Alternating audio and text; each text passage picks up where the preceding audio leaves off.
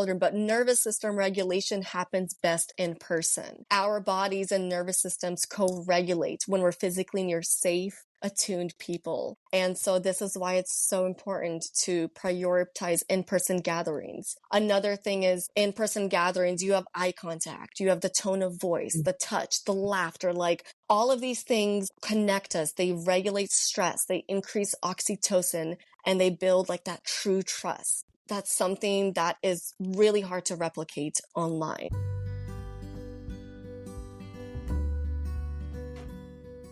Holy Wild Birth is a podcast embracing the reclamation of giving birth, rooted in God's original design, undisturbed.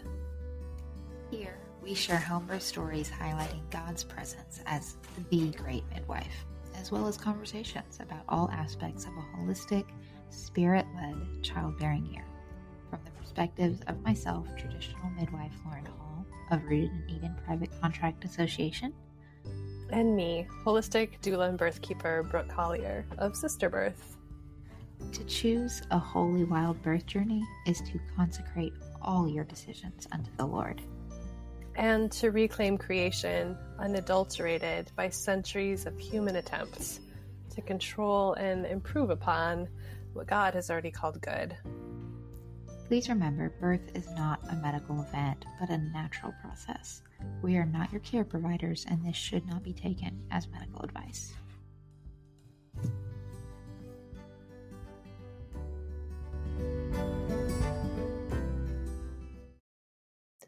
Hey, Holy Wild Birth listeners, it's Brooke here today, and I am really excited because I have somebody in the studio who's very special to me and Lauren, and it's Arianna. We have both known her for years now through the Believing Birthkeeper Circle and Hearthmother Journey, and Arianna's also been in Lauren's beta for her midwifery school. So we have all this beautiful relational history and just have so much affection for her and so much admiration of the work that she does in the world and who she is as a mother and a woman. So I'm excited to introduce you to her, or have her introduce herself to you. Hi, Arianna. Hi, Brooke. Oh my gosh, that was a beautiful entry. Thank you. I think the same of you and Lauren. I've always looked up to you women as my wise elders, and I've just learned so much. You two trailblazers, paving the way for us younger women and older women too. It's just a different way of living, and you're paving that way. So deeply inspired by you women. Thank you. Yeah. All right. So tell us about you. Yeah, I'm Arianna. I'm a wife and a mama to two sweet girls, and a nomad. Me and my husband have moved so many times, and we finally settled in South Carolina, and we love it here. I have been in birthwork now for 5 years, intermittently, just depending on how motherhood has went and the different seasons I've been in. I don't think I've ever stopped birth work, but it's just looked different throughout the last 5 years. And it's just been, just the last 6 years in general, starting from my pregnancy, has just been such a transformational journey. And I just love to share what I've learned with others. And I feel like it's the least that I can do from what I've learned from others. And yeah. And you serve so beautifully, guys. She's just like, Lauren and I are not huge social media people, but if I was, I would want to be like Arianna on social media. You're so sweet.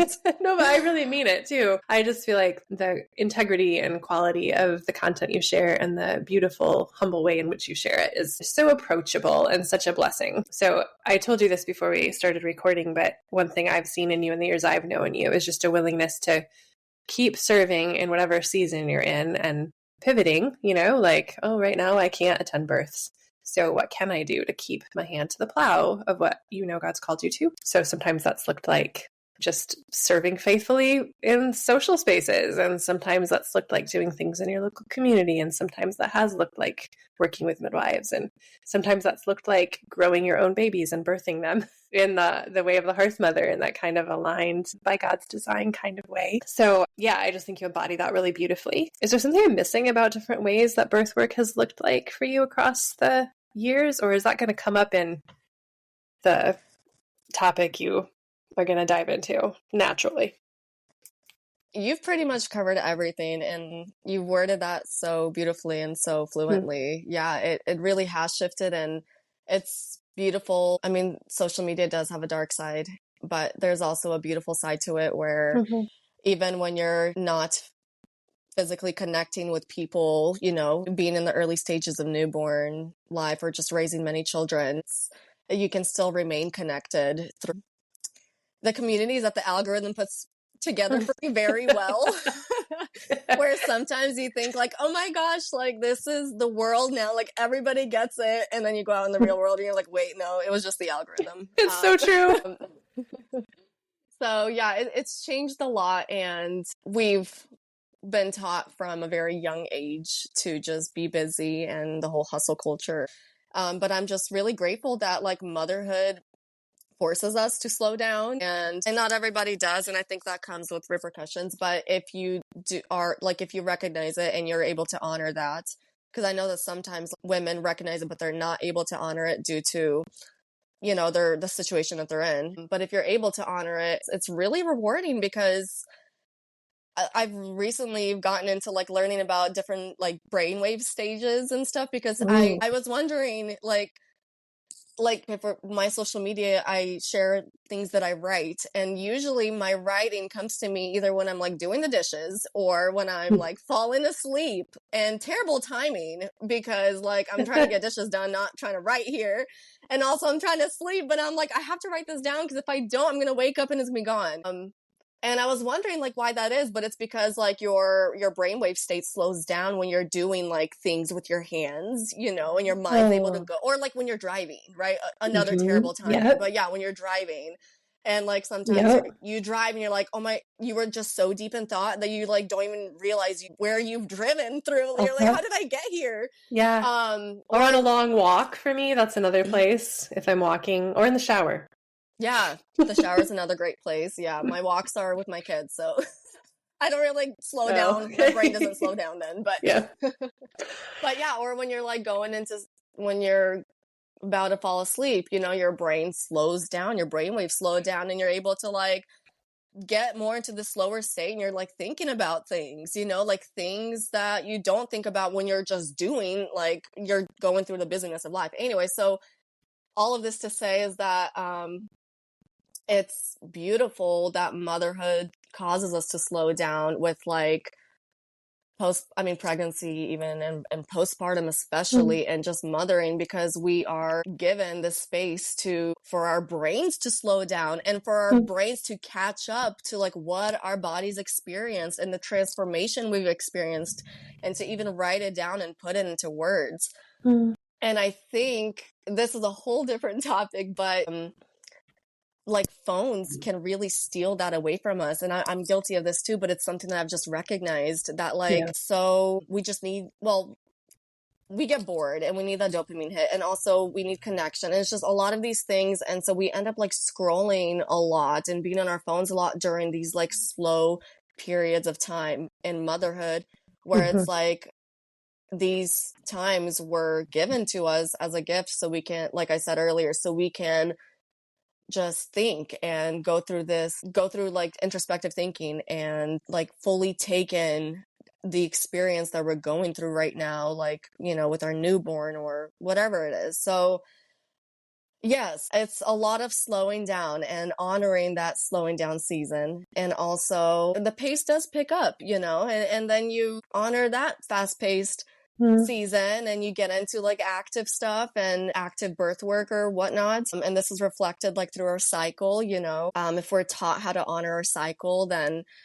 it becomes easier to honor the longer seasons that we go through like in motherhood, you know, because we just realize like our cycle returns monthly, and this seasonal cycle that we go through in motherhood, it comes and goes. It's just a cycle that repeats itself. And if we honor that, like we're gonna enjoy the fullness of it all. We're not going to like, because sometimes we get scared, like we're going to miss out. Right. Yeah. But you're not, it's gonna cycle. You're gonna enjoy the slowness and the beauty that comes with the slowness. And then you're going to get into that busyness and, you know, you're going to cycle again. So just slow down when it's slow and, you know, just honor that season that you're in, whether it's motherhood, whether it's birth work, whatever it is, honor the season. So anyway. So well said. That's such an encouraging word too, because it really is true that when we're in a season, it can sometimes feel eternal. Yeah. But it's such good perspective to know that, well, that old adage, this too shall pass. Yeah. And sometimes you're eager for it to pass, and sometimes you wish it wouldn't, but everything does pass. There's a time for everything.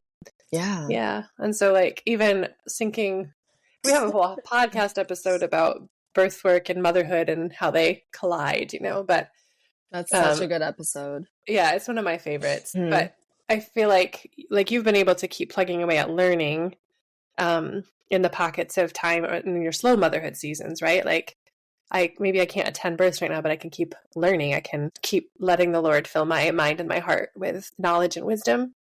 And then there's that preparation so that when there is another season when birthwork can come back, like attending births, you're filled up with that. Like it's there, it's in you because you marinated in it and soaked it up.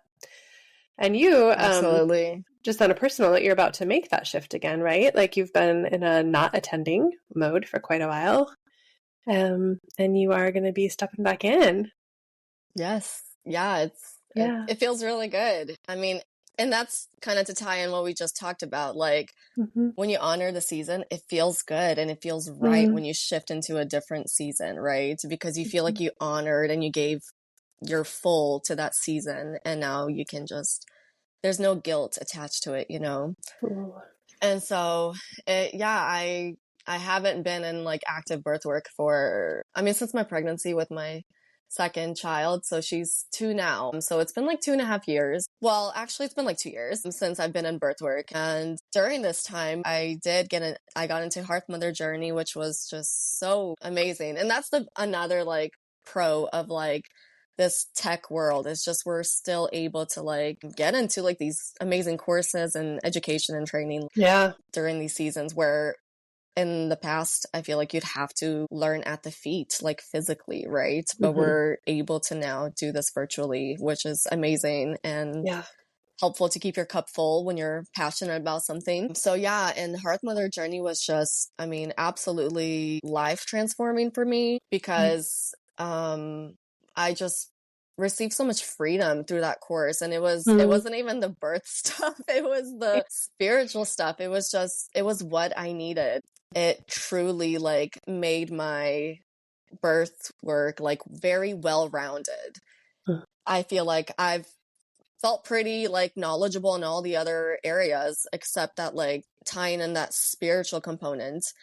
And it was incredible. And I did, like, I was eager to get into birth work, but it just wasn't working out. And I even like wrote, you know, about the slow season, the slow work of motherhood or something, whatever. I wrote about like other things that you can do to keep your cup full as a birth worker when you just want to step into the work. And I wrote about like how motherhood teaches us so much that will help us in birth work. I remember that one. And it just I don't know. I felt like I was just so much for some time, I was just trying to make birth work happen, and not even trying, but just like hoping. Like it just takes a lot of energy to hope for something. Like you're hoping it's going to work out, and you're thinking of the ways that you can make it work. And there's just so much energy going, and you just trying to figure it out. And it wasn't until Hearthmother Journey was over where I was like, you know, I just need to honor this season. What we just talked about, like, just let go and do what I can do in this slow season of raising littles, and just fully surrender my heart and just trust the Lord that it's gonna work out in its timing, and it's gonna be better than what I'm trying to actively create here, you know? Instead of forcing it was a surrender. I feel like, I mean, sometimes there's just a fine line of like, when do I put in effort, or when do I just, when it's like I'm putting in too much effort to make this happen and it's not going anywhere. And it got to that point where it's like, okay, like this is a closed door, like stop trying to pick that lock, like it's not going to happen, that door's not going to open, you know, and like let go, like this door is not for you right now. And like it just took like that complete surrender, which I feel like I've never been able to like completely surrender that in the past 5 years of birthwork, but it was just, I was able to completely surrender it and let go and let go of all the feelings surrounding it, and focus more on like social media and blogging and things that I can put up virtually, so that way I can honor this slower season in motherhood right now. And then when I, surrendered everything, then it's like, it just, everything worked out. I got back into birthwork like months sooner later. than you thought. Like, yeah, it surprised you a bit, right? It really did. It was like, wait, like I got thrown back into it, like getting thrown into a pool, like, yeah. And it was very surprising, but I'm just really grateful for having went through that, because I know what it feels like to fully surrender something, like truly, truly surrender something, and not feel idolize something, not feel attached to it, and honor my rhythms and motherhood. And now I can get back into it with like full support from my husband and from my family. And I mean, it's going to be adjustment for my kids for sure, but I still get to control how much of birth work I do, and honor my kids' pace through that as well. So yeah, it's been fun. I'm excited. That's so beautiful. That's so beautiful. Yeah. Okay. So I asked Arianna, listeners, I asked her to come up with a topic that she just felt like especially passionate about right now and could go on about for some time. And she decided on the topic broadly of building community. So I just want to invite you to start speaking into that.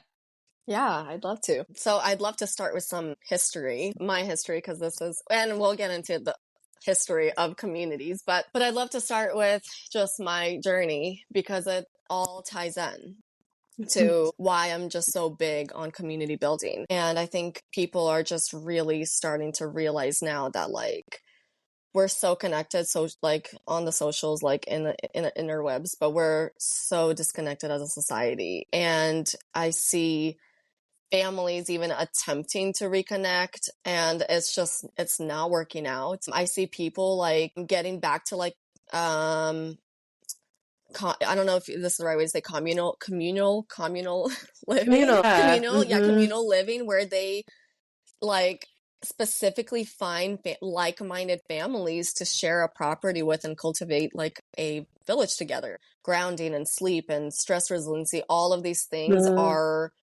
like essential to wellness. So is community. And so people are finally starting to realize that it's not just, I mean, virtual communities are great and they can be a great like stepping stone, but yeah, community is where it's at. And anyways, so for me, my journey started out obviously with like having kids. But both my parents died when I was in my teen years, and I was raised then by my aunts and just my relatives.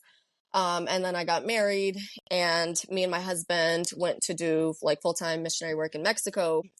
And, I got pregnant like right after we got married. We wanted a baby. And then got pregnant, and you really start to feel like the loneliness when you don't have a community in pregnancy. And this is just a natural feeling, because we weren't created to do this alone. And huge, like transformational life experiences were not meant to be done alone. I have a wonderful, supportive husband. Like, I don't know, there's still like something's missing. Like, we need more people, more wisdom, more support. Like, it's two people, it's a lot to handle and to carry. And it's just so much easier when when you're held. And sometimes like both of you and your husband need to be held, and Absolutely. so I really started feeling it then. And then, so I got like, I mean, it's the algorithm, like, thank God for the algorithm, because it started showing me, well, I went on Amazon, I ordered like a bunch of childbirth books and stuff. And there was like a good mix on both pendulums. And I started to get into more like naturally minded stuff after like reading Iname's guide and like natural child guide to childbirth or whatever. And phones are always listening. So you start seeing like all these naturally minded ads popping up, and and it's just rabbit holes that you go into. Anyway, so like soon, like my social media feed was always like natural crunchy stuff and like all these natural crunchy people. And like, anyways, and it was great because I wasn't raised in this way. Like all of this was so countercultural to how I was raised. And I had an amazing upbringing, and, my parents, they did great. And I don't know, I'm still in this place of like, I don't understand why they did certain things the way that they did when it comes to like health, but yeah, I'm giving them the benefit of the doubt that they did the best that they could with what they had available to them at the time. Most likely, because they loved us dearly. So, you want the best for your children. But I did grow up on like junk food, and we didn't have a lot of screen time, but like, yeah, and I was in public school and like all of this stuff and then, later on my teen years, like, it just all adds up.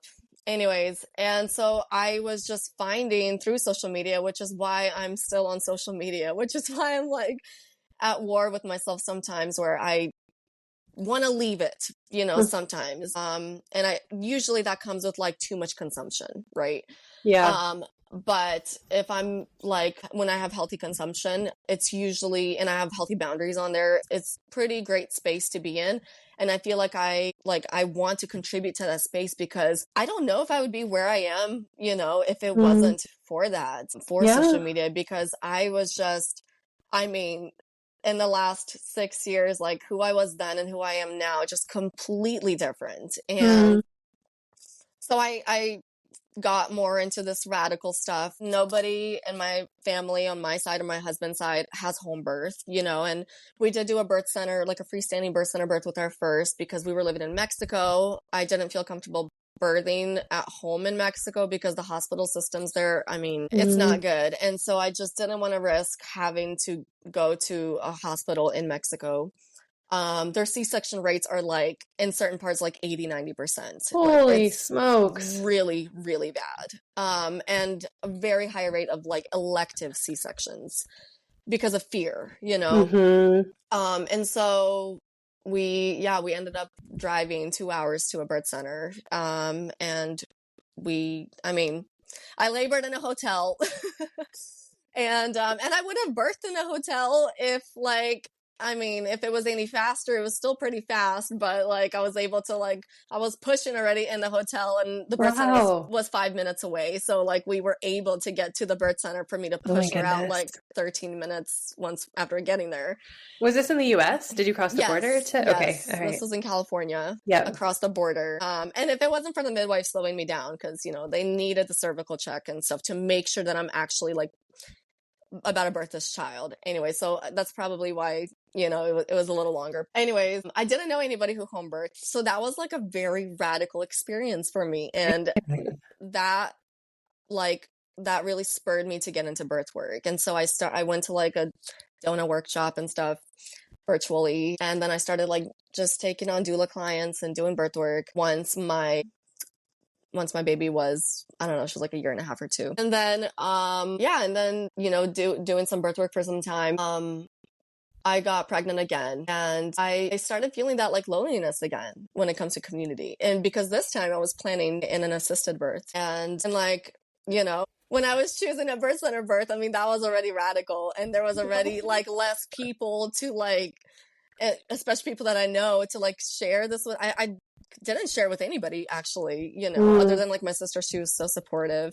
We only shared afterwards, but an unassisted birth, that's even more oh yeah, I don't know how to describe next it. Level. It's yeah, there's less people out there supportive of this decision, and you just feel even lonelier. And I started to host a like a free birth, unassisted birth women's gathering at the time in San Diego.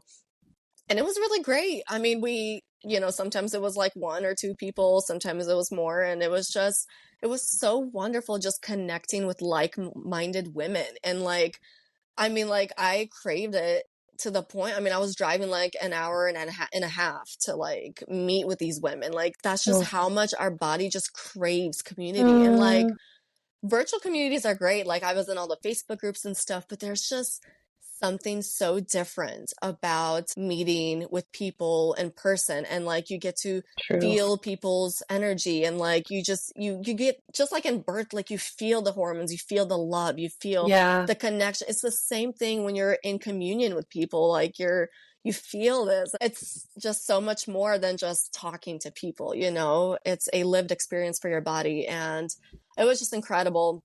Since then, I started to like understand the importance of community, because I just noticed and observed my body naturally craving it so much. And I mean, right now where I am here in South Carolina, I do host women's gatherings as well for women who are exploring like birthing outside of the system, birthing freely, and mothering, peacefully and respectfully and consciously. And it's just been great meeting with women and just, like connecting with like-minded women. And I really hope that someday, like, because I do see this like shift a lot right now. And I think largely thanks to social media, is because it just takes like one click on one post or reel for your algorithm to start changing and showing you more of that stuff. And so when you repost something to your story and a family member clicks on it, like all of a sudden their algorithm is changing and they're starting to see more of that come up. And so I'm like, my hope is that we're going to have, because like there's something special and purposeful in meeting with your relatives and family members. Like we want to meet with our family members, like who are related by blood, even when they're not like-minded, like we still feel a pull to them. And to the point where sometimes, like, I mean, we place healthy boundaries where we can continue this relationship when our values are just, and, different ideologies are respected, but I want to continue this relationship. So like, there's also something like important and purposeful in cultivating relationships with people related to you by blood. Because I see this like on social media sometimes, like, I don't know, like a push for disconnection from people that are unhealthy. And very often it's people that are related to you. But like, I don't know, I'm envisioning like a future for our like future generations, our children and their children, where like they can connect on that deeper level because, they have history together relationally. And also they have similar values. Like that's such a deep connection, and it starts with like us raising our children differently, which we'll get into that. Anyway, so this is like a short like summary of my journey to where I got to where I am and like why this is just so important to me. So I would love to get more into like how our community has changed through history. But before that, I don't know if you want to share some thoughts or anything.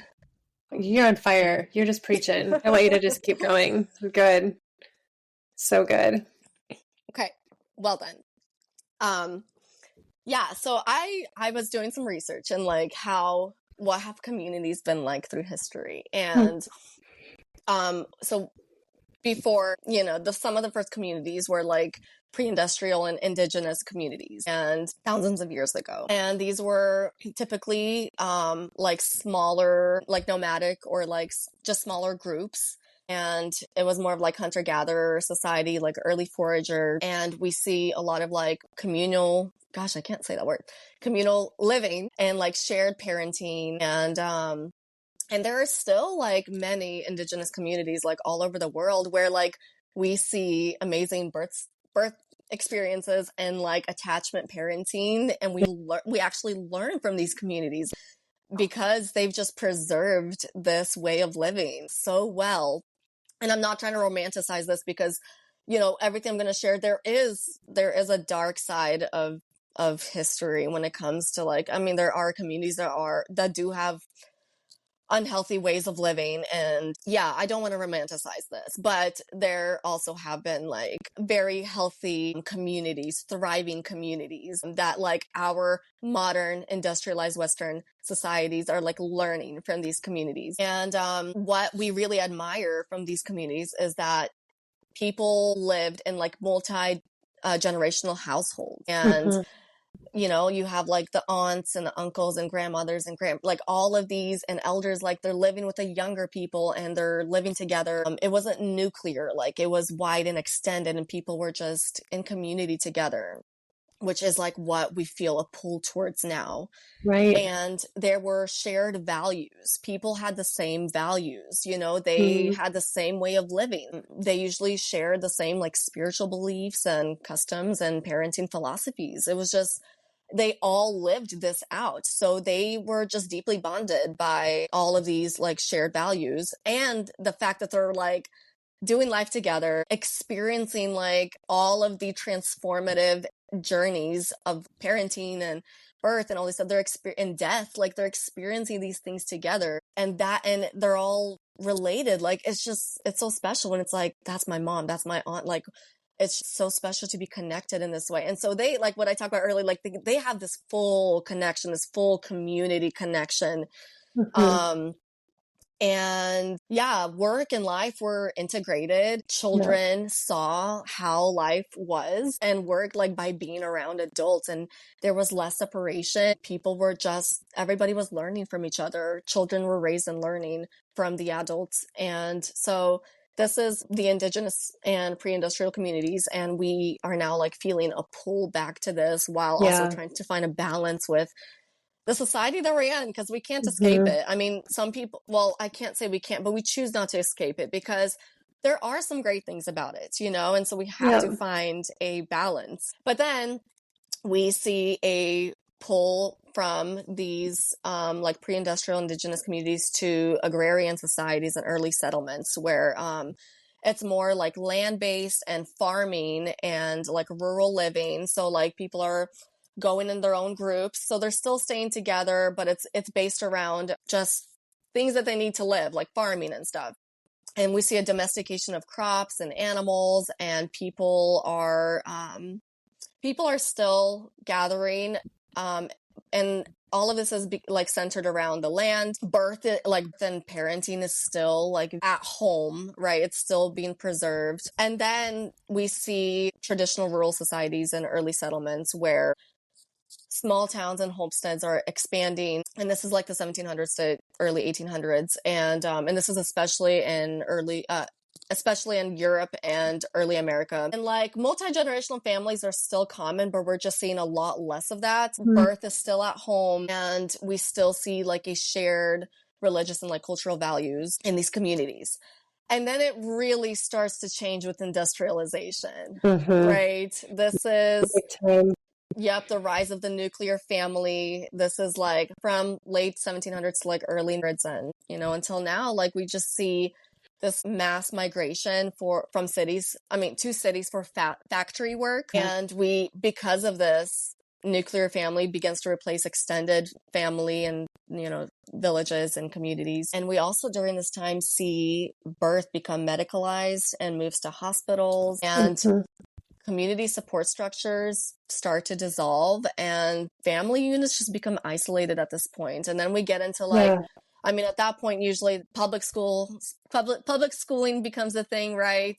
Both parents go to work, babies go to daycare, and it's just it's fragmentation is the word that comes up for me. It's like fragmentation, whereas before there was this interconnected whole of all these pieces so intertwined with each other that they were inseparable. And the Industrial Revolution just really fragmented it and put like, this goes in this compartment, this goes in this compartment, this goes in this compartment, this goes in this compartment, and don't let there be bleed between between. Yeah.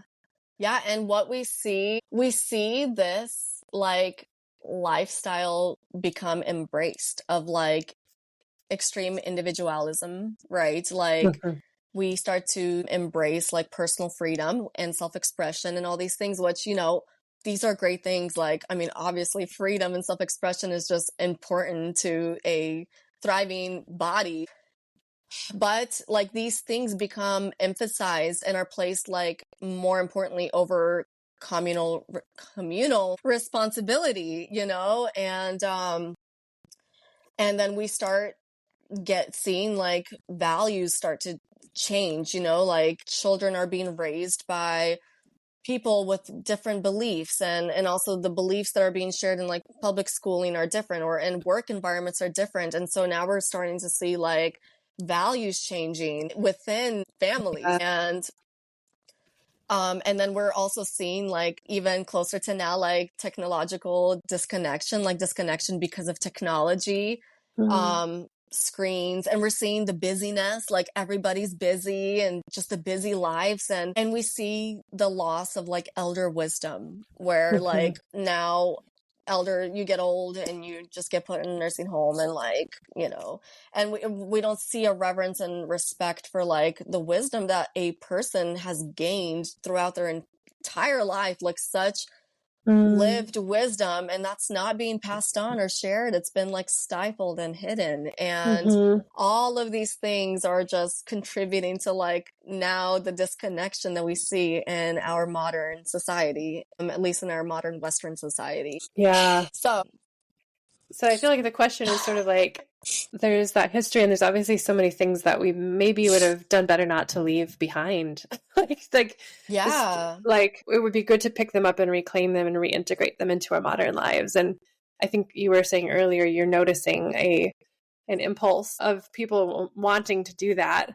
And yet we also don't have a roadmap because our ancestors who lived that way are long gone, right? So we're trying to like learn from these hypothetical histories how we can reintegrate the best parts of that into this modern, wired, digital, online world. And I think you're beginning to imagine and play around with doing that work. Is that part of what you're trying to?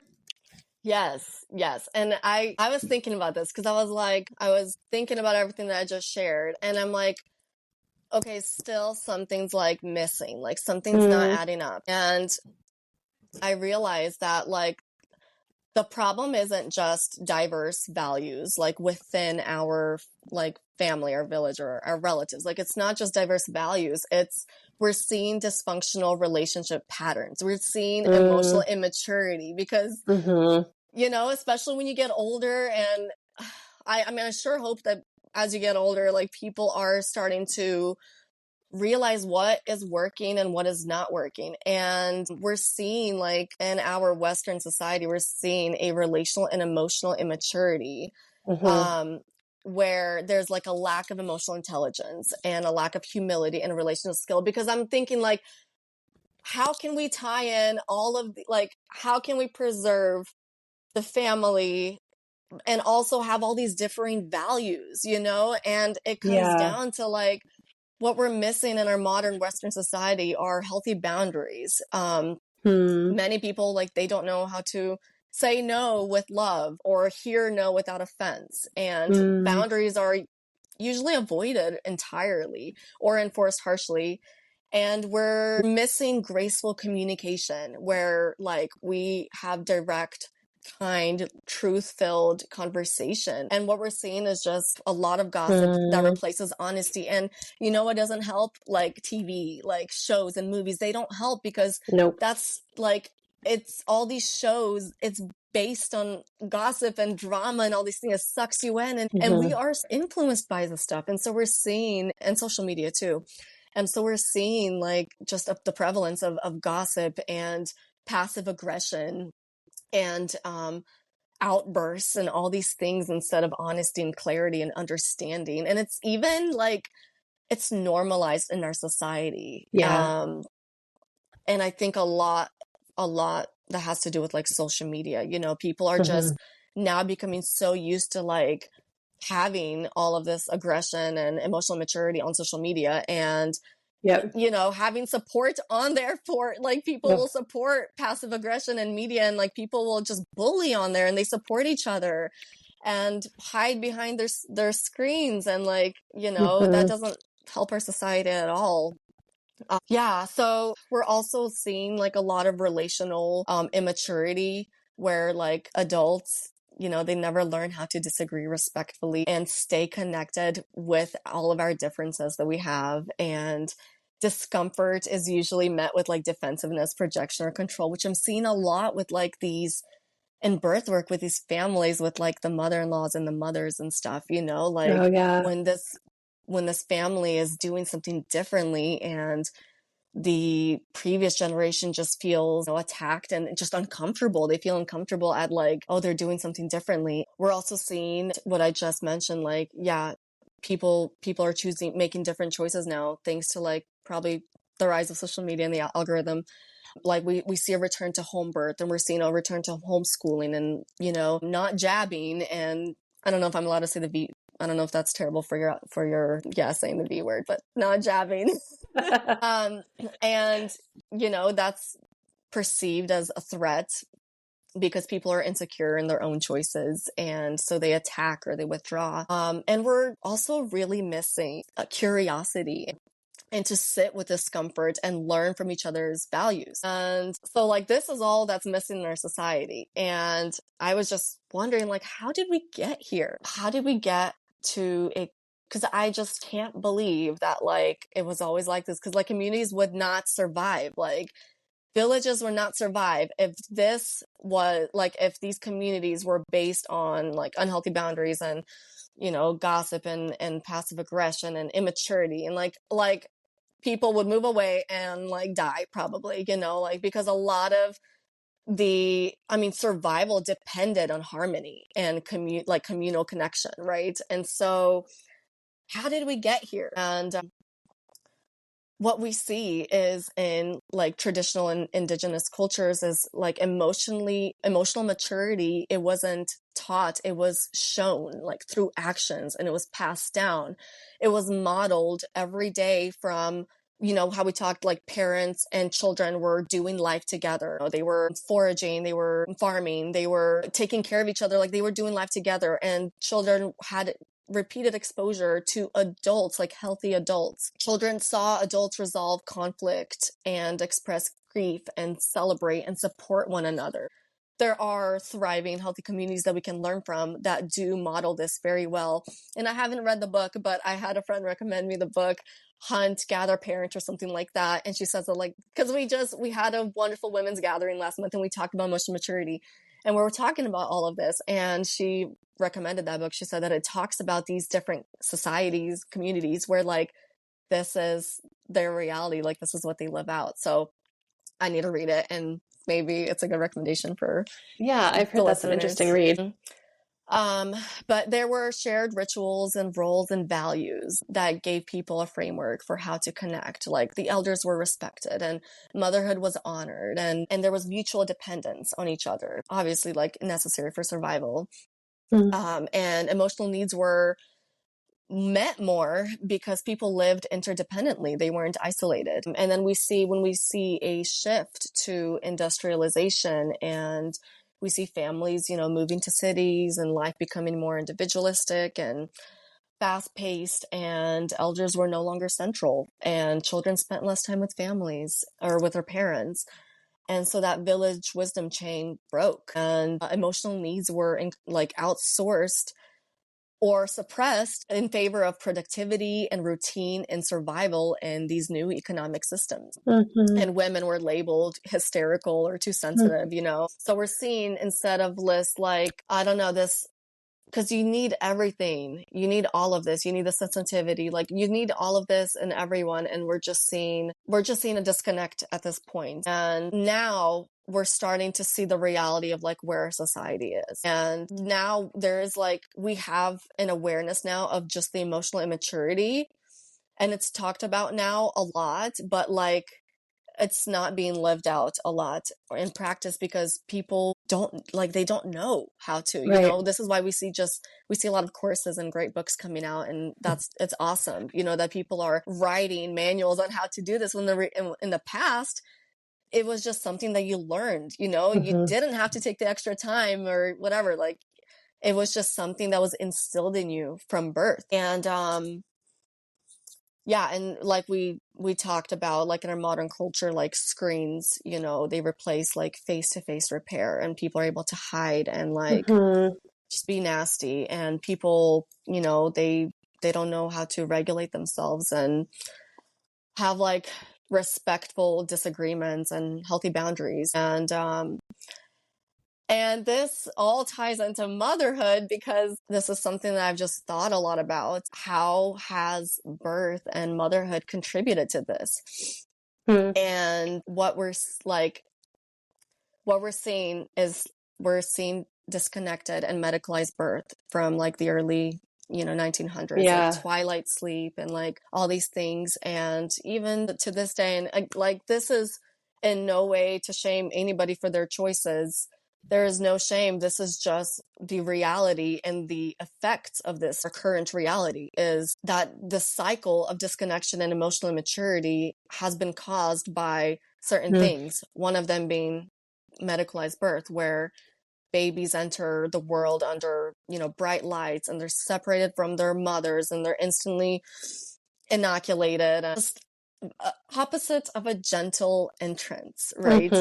And mothers are, you know, drugged up and disoriented and unsupported, you know, and Sometimes flat out traumatized. dissociated from what's going on in their bodies and with their babies. Absolutely. Yes. Yeah. Dissociated, and bonding is interrupted. And that bonding is like what establishes the foundation of raising your child to be emotionally mature, because it's a different kind of patience and grace that you have for your child when you are connected, or just with anybody. Like when we are connected with somebody so well, we just have more patience, and we give more chances, and we're just more graceful versus a complete stranger, you know.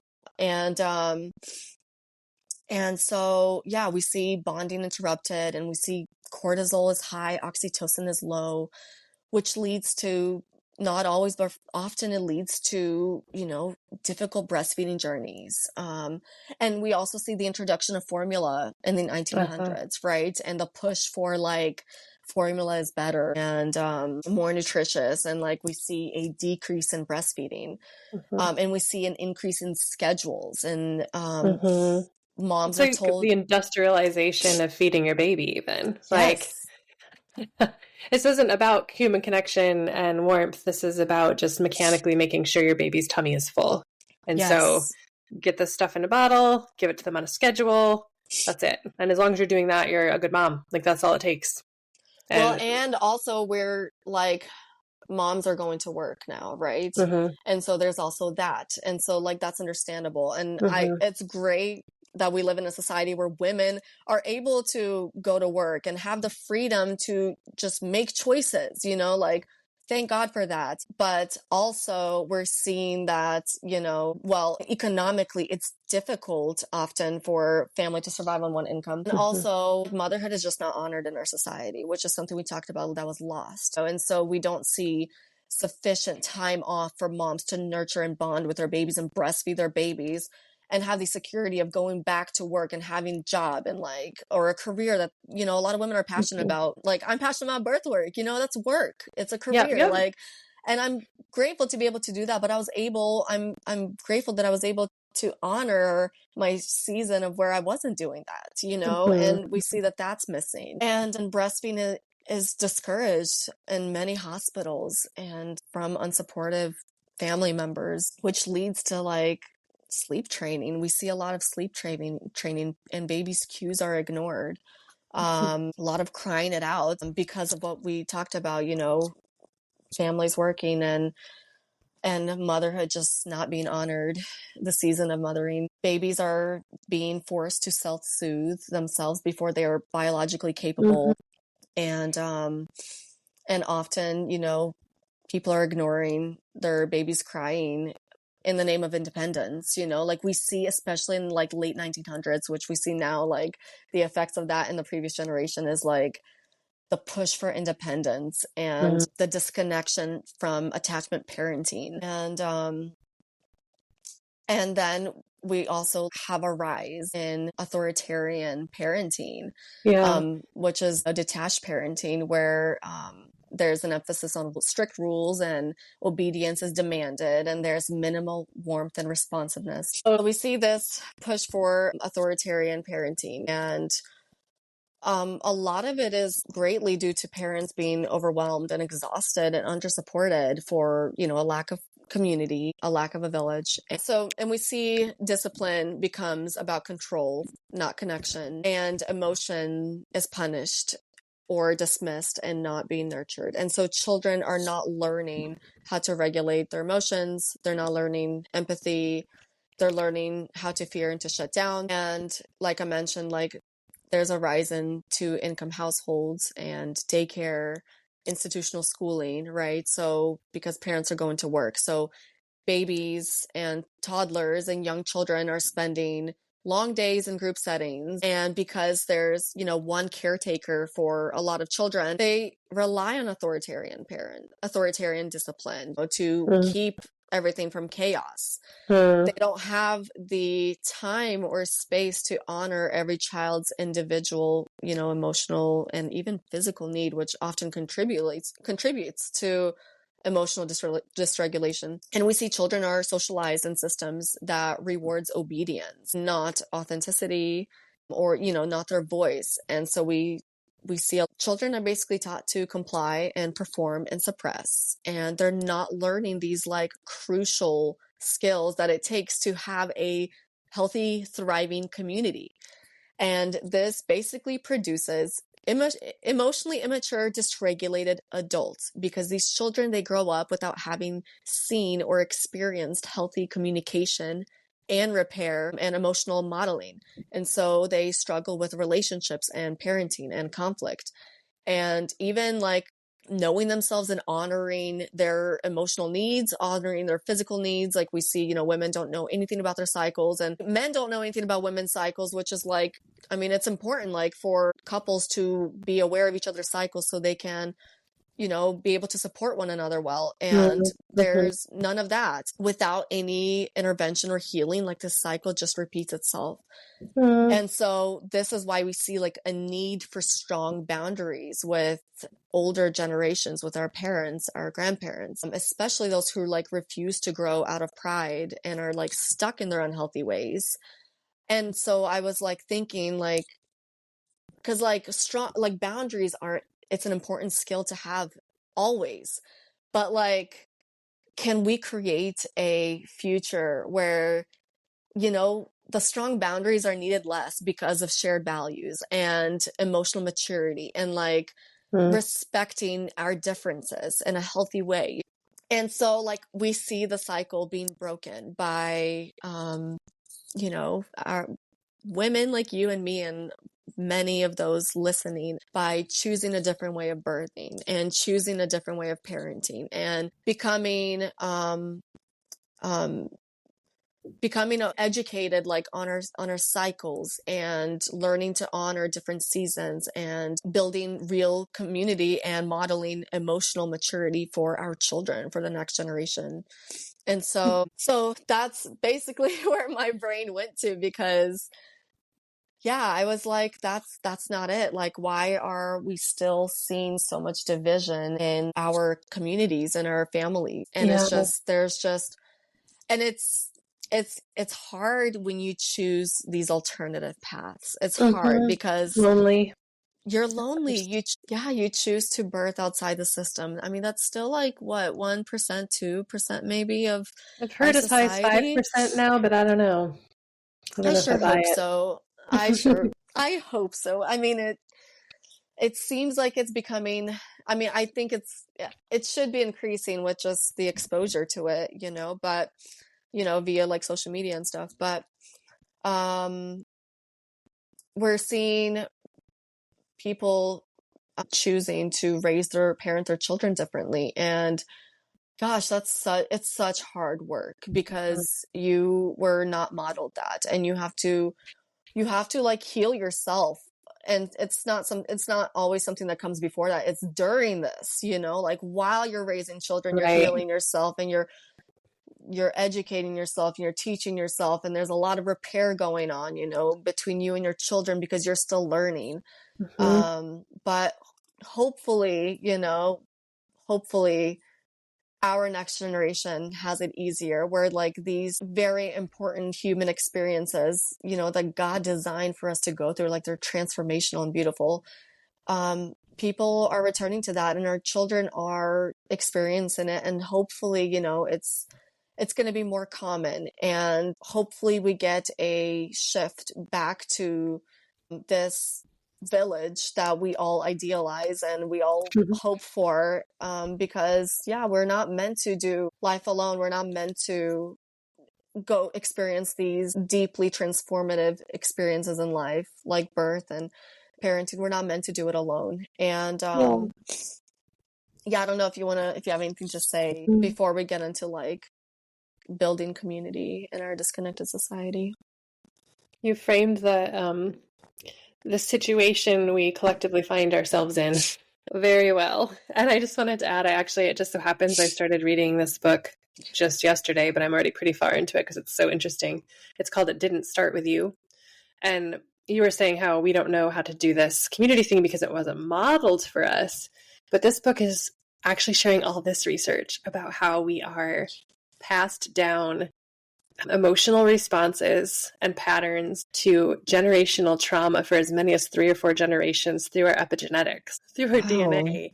So not only do we have oftentimes a lack of modeling of it, but we also have this encoding, like on a cellular level, of like remembering certain ways of being that our ancestors knew or didn't know, and like replaying it in our current lives. And even though it doesn't originate with us, that's why the name of the book is It Didn't Start With You.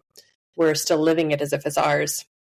And so it takes like 3 to 4 generations to, like, if you heal, for instance, some of that healing gets passed on to your children, but it may not be to your grandchildren or after that kind of repatterning is fully like embodied. Does that make sense? That makes perfect sense. And that's so beautiful and encouraging, because I'm just thinking of like, if we're doing some of the healing and then our children do even more and the following generation does even more, it just like compiles, and it's just, it's going to be a big change, like this work that we're doing. It's hard work every day, but like, don't lose sight of the fruit of it, the harvest. Like it's generational, Yeah. Yep. Yeah. This also like hits us on a deeper level too as believers, because God created us to live in communion. Like the whole spiritual component to all of this is like, this is in our design to live in community. And we witnessed this in the Garden of Eden, where God communed with Adam and Eve every day. And family, it's not just a social unit, like it's a spiritual structure that like reflects God relational nature. So this is also in our blueprint, and we also see this like in the Father, Son, and Spirit. And and birth was designed to be like this transformational sacred journey where God created it to be, where we're immersed in his presence and protection and peace and transformation. These are all deeply spiritual events, and parents were designed to raise their children with, tender guidance and discipleship, which is daily teaching and like continual presence, like things that we experience, from God in our lives every day with us. Not handing them off to systems and not disciplining, out of anger, and definitely not like detachment or forceful like punishment. Like we're not talking about this, but like returning back to just the Garden of Eden, returning back to how God designed us to live, in community, in harmony. Children, they were meant to be formed in the home of emotionally mature, spiritually mature, physically well. Like this is the design in the home, where they experience the rhythms of family and worship and work and rest and faith, and all these things are tied in together. And it's just this beautiful, harmonious community, this beautiful, harmonious village. But when we see this disconnect from God's design, we see this disconnect in our modern society, where, the nuclear family is looked down upon and motherhood is delegitimized. And we already got into like birth and breastfeeding and just connection and raising kids and all that stuff. It all just goes against God's design for us. Emotional immaturity and disconnection and broken relationships, like these are just the fruit of leaving God's design behind. And so instead of like families led by love, we have families that are led by fear. And instead of villages that are shaped by covenant, we have like these institutions that are built on control. And that's how we get into like this dysfunction that we have today. But we are just seeing such an awakening now, which is like that was so encouraging how you brought up how the changes that we were making today shape the future physically, down the line. And like, so I just want to encourage women that, and just families in general, like when you're choosing to see, and I don't want to, like, I hate polarizing things. This is like, which is something huge, topic I'm passionate about that you and me chatted before about like social media and stuff, like there's no nuance. And so I don't want to say that there's one right way and one wrong way of doing things, but I do want to say like when families are choosing to birth in a gentle way and raise their children in a gentle way, and parent in a gentle way, and the returning back to original design and homeschooling and, working on yourself, yourself holistically, emotionally, spiritually, physically, raising your children to see this. And this is kingdom work, the devil is going hard against this to destroy this, and we see the fruit of it now. Like we see just the reality that we are in today, but we're also seeing an uprising in all of these alternative, quote unquote, ways of raising families. I want to get into like building community in our disconnected society. I'm just excited to hear the vision that you may have. And a question I have that maybe you can keep in mind as you're doing your next segment here is like, I can get so fired up about this idea of building genuine, authentic community in my life. And yet like this uncertainty is there anyone around me who wants that, who even has that on their radar as a thing worth striving for and is willing to do the work of relearning it together? And like, how do you find the people who will go through the initial discomfort that will inevitably be there when we try to move into a different way of sharing life that is just countercultural in this particular time and place? So like spreading that vision too, I guess, is part of the question that I have is you have the vision, then how do you spread it and share it?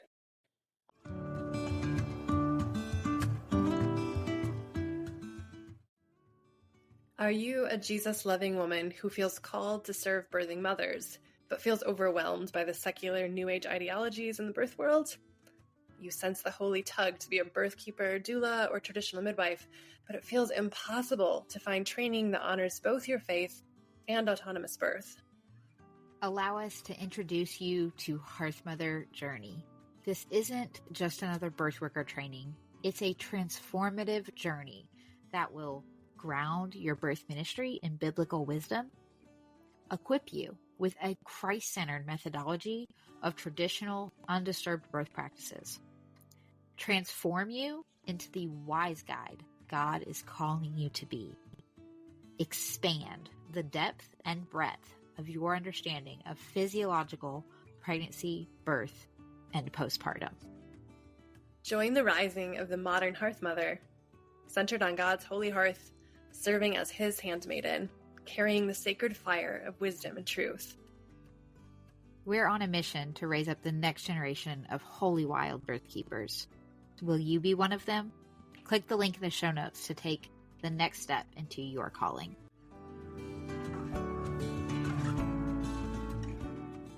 Unfortunately, it's not probably going to be in our lifetime, unfortunately, like we are raising our children differently, that where they will be able to have this future village. We can so let's get into like building community, because so one of the things that you mentioned was like, are there others out there? And there are, because they are on social media. We're seeing people building virtual communities and memberships and Facebook groups. Like we're seeing this pull for community. So yes, people are craving it, and that's the thing. We probably won't be able to experience the fullness of a village or community where like people are relationally like related to each other. People are related to each other and they also have similar values. Like we're probably not going to experience that in our lifetime, but we can still like, it is important to find like-minded community where you feel supported in the ways that you are living differently from our culture today. Because then there's just so much support in that keeps you on fire for doing what you're doing and not stopping, so that way future generations can experience the wholeness of the community that we were meant to live in. And so to build a community in our disconnected society, it's important to find like-minded community and, if possible, prioritize in-person gatherings where, you can gather and talk together and share meals together and rhythms and support circles and share like important life journeys together. And why are in-person gatherings preferred? Children, but nervous system regulation happens best in person. Our bodies and nervous systems co-regulate when we're physically near safe, attuned people. And so this is why it's so important to prioritize in-person gatherings. Another thing is in-person gatherings, you have eye contact, you have the tone of voice, the touch, the laughter, like all of these things connect us. They regulate stress, they increase oxytocin, and they build like that true trust. That's something that is really hard to replicate online. Yeah, I would agree. And what's ironic is you see this movement of people expressing a craving for it online and attempting to create it online. And I feel like that the irony is it's catch-22. Like people are organizing around the idea of wanting this, but then the platform, the means on which they're trying to create it is inherently kind of an enemy of it.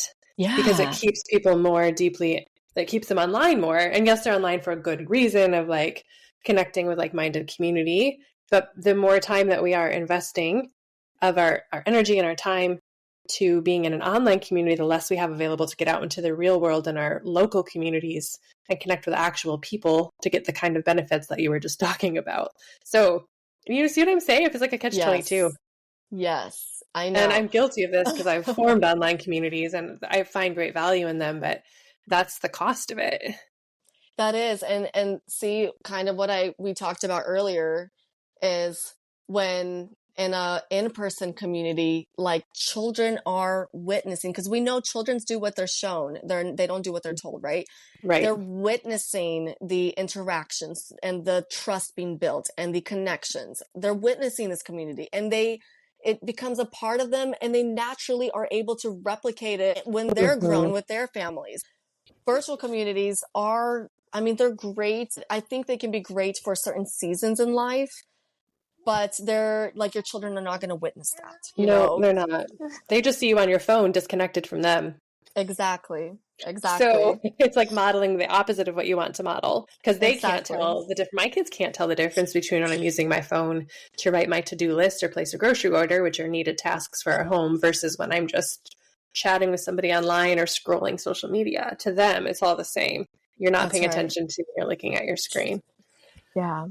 Yeah. Another reason why like we should prioritize in-person community is sharing life together builds deeper trust within your community. Oh my gosh. Okay, hold on. More booby. True community grows through doing life together. Like I talked earlier, sharing meals and helping with children and showing up in the hard moments and celebrating milestones. People see your body language, your tone, your presence. Like they get the full you, not just a curated window that we see in social media. So virtual spaces, they lack that. They lack the shared rhythms and the mutual service, and accountability and growth are a lot stronger in person. It's easier to avoid hard conversations or even disappear on virtual spaces. And in real life, people see you for like who you fully are, not just like your ideas or your values, which like social media can be a huge thing of like, this is what I believe in, right? And often, like, there's a lot of like, okay, I don't believe that, I'm unfollowing you. But in real life, it's not like that, you know? They Right. see there's other things that, you know, connect you together. And It reminds me of actually even participating in a local church fellowship can give us some of this, right? It's like we can't pick who decides to attend the same church that we do. And I think that's so healthy. And it's one thing that drove me back to meeting with a church and that congregational model after a long break from it was I know I need to be around people who I don't get to choose, people who are not just like me, who don't think or look or make the same life choices that I make, and learn how to have relationships with them in the flesh in real time and not be able to just ghost them or unfollow them or decide I'd rather populate my Facebook feed with people who are more like me. yeah. Which, you know, it can be helpful to have like-minded stuff like on your social media. I think it can be helpful when you are the trailblazer, when you're doing this alone and it's a lonely journey. But you do have to, I mean, you can't stay in just that. There's no growth happening there. It's not enough. Yeah. It's not. There's emotional maturity is not being refined there because you're lacking opportunities for refinement and for humility and for like deeper discipleship that we experience in communities that are not refined and are not like all similarly minded.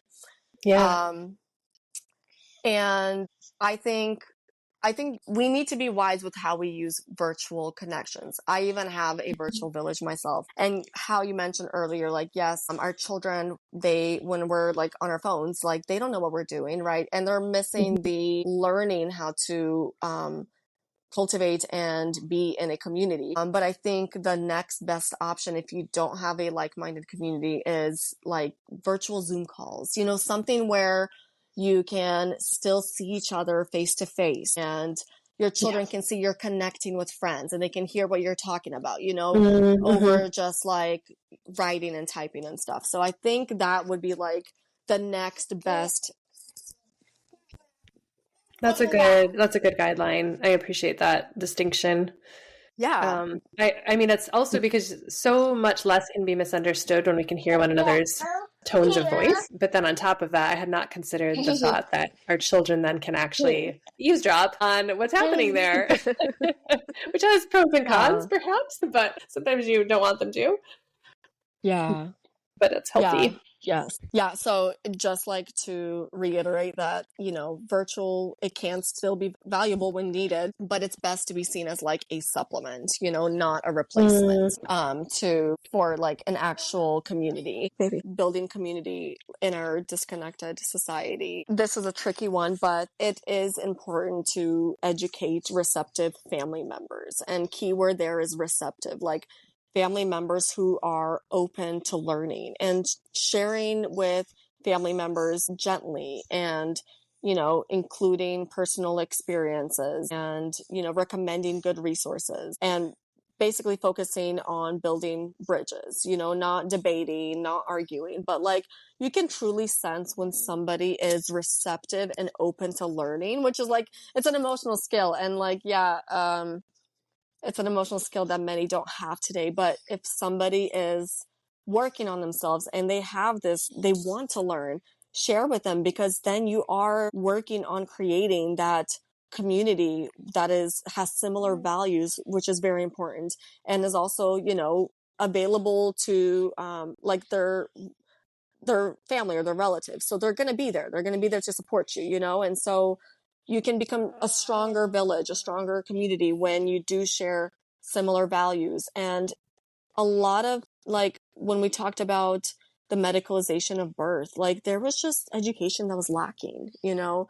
And so we can share education surrounding certain sensitive topics of parenthood and mothering with family members that are receptive. And with those that are not receptive, you know, setting healthy boundaries, protecting your peace and your children, being loving but firm. You don't need to justify your values over and over again.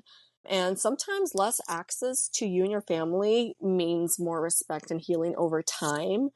And so this is such an important skill to have in our families today that are just so different in values and also have, you know, the emotional immaturity.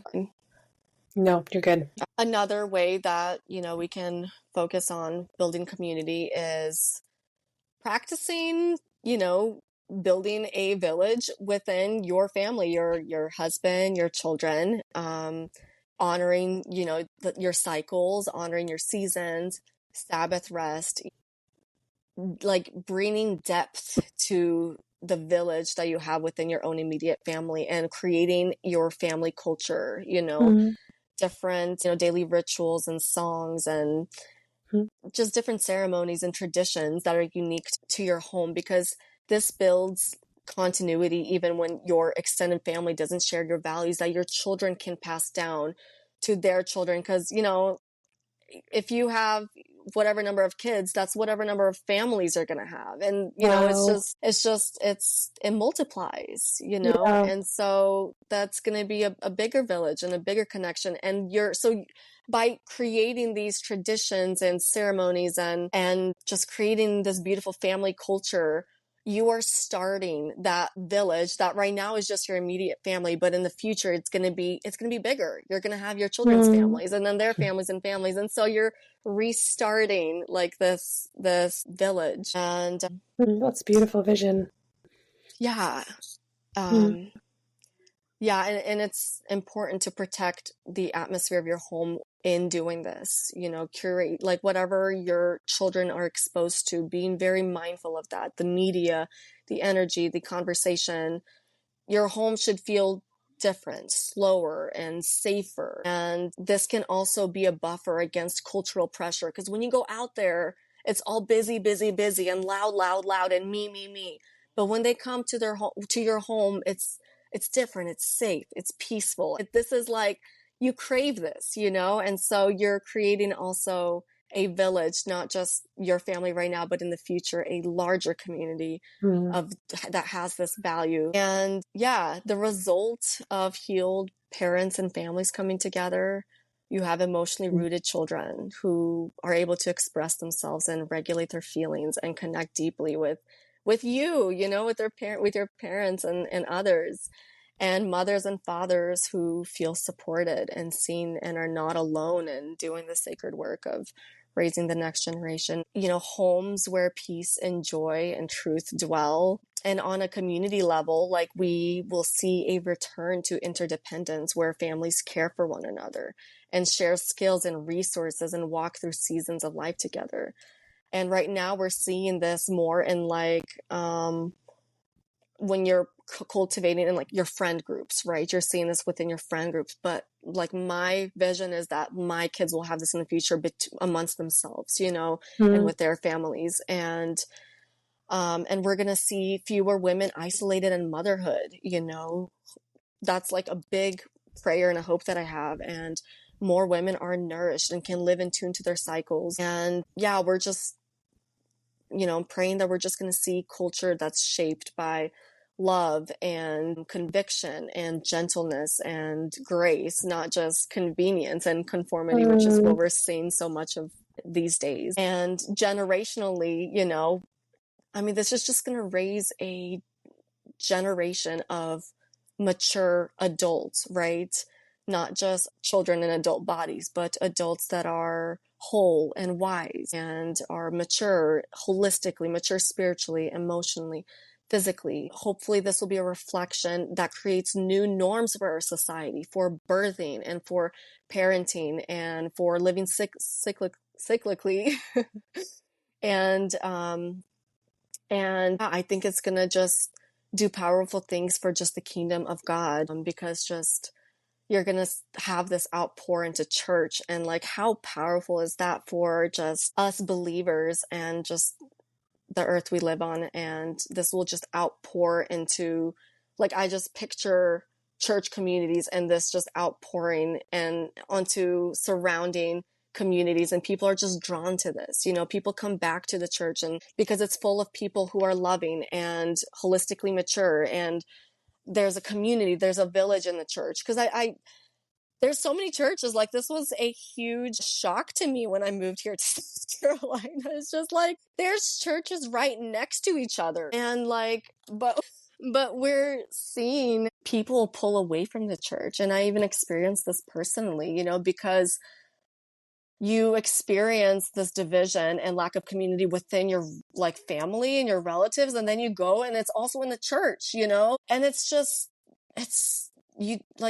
opposite to what you want and what your body wants. And so I'm just picturing and envisioning like families that are healed and are healthy. And we experience this also in the church. And this just outpours, and people are going to be drawn to this. This is what I picture when I think of just, the Acts Church and Jesus and his ministry here on this earth. So that's the long goal. Like that we probably, we will see the fruit of some of our labor, but the big picture, like we probably won't be able to witness that. But, it's worth doing the work if our children will, and our children's will. And we probably will witness it. I don't know how it's going to work out in heaven, but we might, we probably will. So anyway, yeah, those have been my thoughts, and So that's good. all I got. It's like, what is that proverb? Like, we don't plant a tree for ourselves, we plant it for our grandchildren, right? But I'm butchering it, but the idea that I'm kind of hearing that idea in what you're sharing, like we might not get to see the full tree that's going to grow from the seeds we plant in as early as just the mothering choices we make in preconception, during birth, labor, or during pregnancy, labor, early infancy, and our whole children's lives. Like that's all watering the tree that we want to give to our grandchildren and our great-grandchildren. But the work is so small and the progress so slow during That's our so lifetime. beautiful. But that doesn't mean it's not worth doing. Right. And I just think of like praying over and blessing those small efforts, and just holding that vision of hope that it will one day grow up to be the thing that we wish we could have had for ourselves. I know, because what happens when fruit falls from the tree, and the seed go in the ground, and there's more trees coming up, and soon you have a forest, a forest of fruit and shade and, all the goodness that brings. And yeah, I love that you brought up this, because there is so much power in prayer. And so it's not just in the doing and in the building a like-minded community and even virtual community or whatnot, but it's also, we have to forget that there is spiritual warfare that goes on. And the devil, like I talked about, the devil's out to steal this. He doesn't want this. He wants brokenness and he wants loneliness, but there is power in prayer. So to not forget to intercede for our families and to intercede for relationships that are broken, and pray for hearts that change, where families can become receptive to one another and to each other's values and grow together and respect each other and have just that mutuality in their community. Yeah. Yeah, absolutely. Yeah. And another small expression of it that we can offer to each other is like community women's circles, like what you're doing. That's a way of modeling it between families, like between women. And then just knowing that once women taste it in a small measure in those community circles, they carry that. Because you said their bodies crave it. So they want to reproduce that. So that's another form of reproducing the community ethos, I guess. Yes, absolutely. Start a local group. All it takes is joining some mom groups on Facebook or something, and, sharing, hey, I'm doing this community, women's gathering, and this is what this group is rooted in. And if you want to connect and talk more about this and share values, and let's connect and create meetups. It's kind of hard to start something new, especially when people are like, okay, is this going to be consistent or not? And that's like the biggest thing. You have to stay consistent. If you're meeting twice a week, meet twice a week. If you're meeting once a month, meet once a month. And I think you even have a resource on building sister circles or something like that. I do. So I can drop that in the show notes too, as a little starter guide for that. But I think one of the hardest parts is it's vulnerable to be the starter, to be the person who puts yourself out there and says, I'm inviting you. And what if no one comes, especially if you're hosting it in like your own home, there's like another layer of vulnerability. They're going to see my mess. They're going to hear my kids yell maybe. And so it does take courage. I just want to acknowledge that some of this community building work takes courage in order to do the initiating and the inviting and the modeling, but it's work. It's a risk worth taking, I think. It is. It's generational work. And Mm-hmm. like when you do create something beautiful, it pays you back. That's extra support that you have, that's a village that you have that you can rely on. And also ask around if there are already established groups, going on, if there's Bible studies or if there's women's gatherings, whatever. Ask around maybe some birth workers or whatnot. So that way, maybe there already is one. You don't have to start one. You can just join one, But if there isn't one, then yeah, I definitely think it's work worth doing, not just for the sake of, your community, but for you and you're right. Yeah. And it also takes some vulnerability and risk to show up at a group that somebody else has started and be the newbie who comes in without knowing anyone possibly. So either way, building community takes courage. And you have to have that long-term vision in mind, like the one that you just laid out for us, to kind of be the why that drives you through that discomfort of trying something new. Because real life community is also in some ways messier than online community.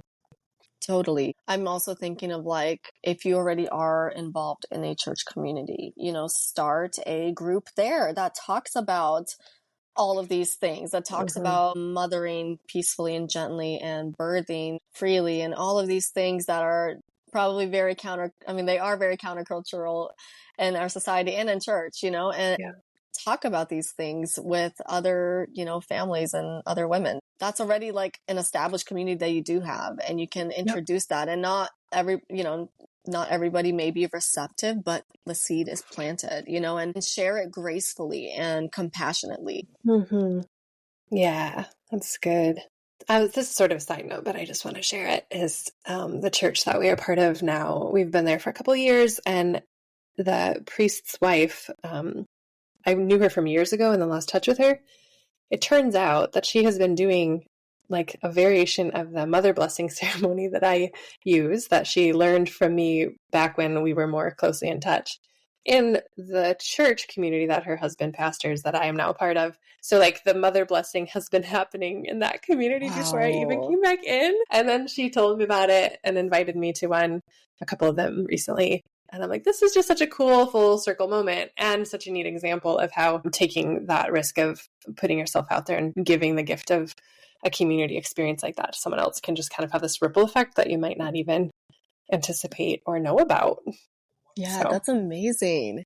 Yeah, I love that for your community. Look at all the women now that are being held in your community. That's so special. Yeah, thanks to her carrying it on. So yeah. All right. Well, we're probably going to wrap up here, but I'm just so grateful to you and your passion and sharing about this subject and casting such a beautiful vision and some practical points for like next steps to moving us closer to it. So thank you very much, Arianna, for all of that. Thank you for inviting me on and forcing me to like write all these thoughts and stuff down and doing some research and stuff that I've been putting off. But thank you. I love it. Yeah, it was very, I don't know, it was very filling for my soul. So thank you. Oh, good. I'm glad to hear that. Will you tell the listeners, we'll put this in the show notes too, but if you'll just verbally kind of share where they can find you as well, that would be great. Yeah, I have a website, wellwomanhood.com, and I'm on Instagram as well at well.womanhood. And I do have, I'm doing local birth work. So if you're local to me, let's connect. I have local women's gatherings that happen monthly that have been just such a blessing. And I also have a virtual village for, the moms that are looking for like-minded community support. We do Zoom meetings. So that's all on my website. So yeah. Yay. Perfect. Thank you.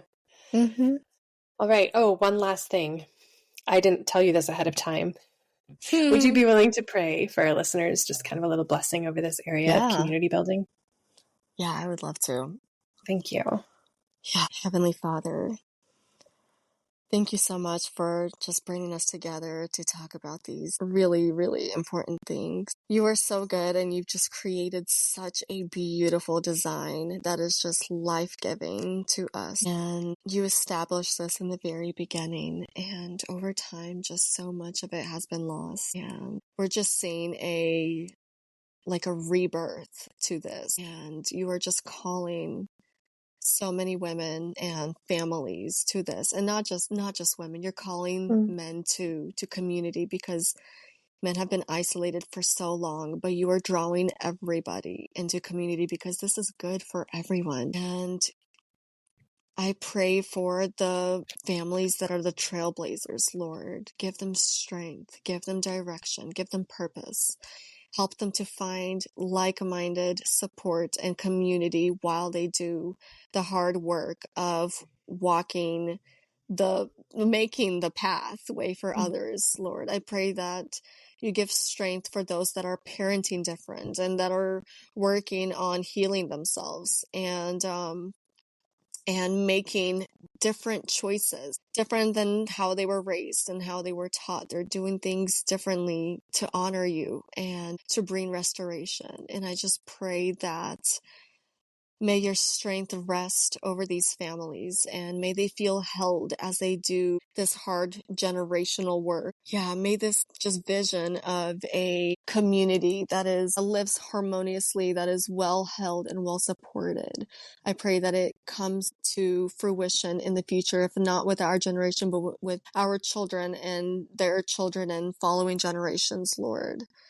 I thank you so much that you've used, like our just technology and stuff, you're using it for good, to bring people to awareness and to help people to return back to your design. And I pray that the people that are in these spaces, that are using social media as a ministry, give them strength to keep their eyes focused and on the goal, and be able to deliver the message with grace, with compassion, with nuance, and just with a lot of love. And I just pray that everything that was shared today, Lord, may it plant seeds in all of us, and may we be ignited to just make choices that support community and just this vision that we've shared on here today. And I just thank you so much for the opportunity to have been here today. And I ask that you bless Brooke, and you bless this podcast and all the amazing work that she's doing. And I give you thanks in Jesus' name. Amen.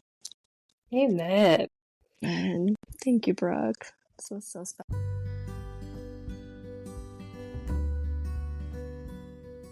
Thank you so much for tuning in to this week's episode of Holy Wild Birth. We hope that you were genuinely encouraged, inspired, and challenged by what you heard today. If you're loving what you hear, please make sure that you share it.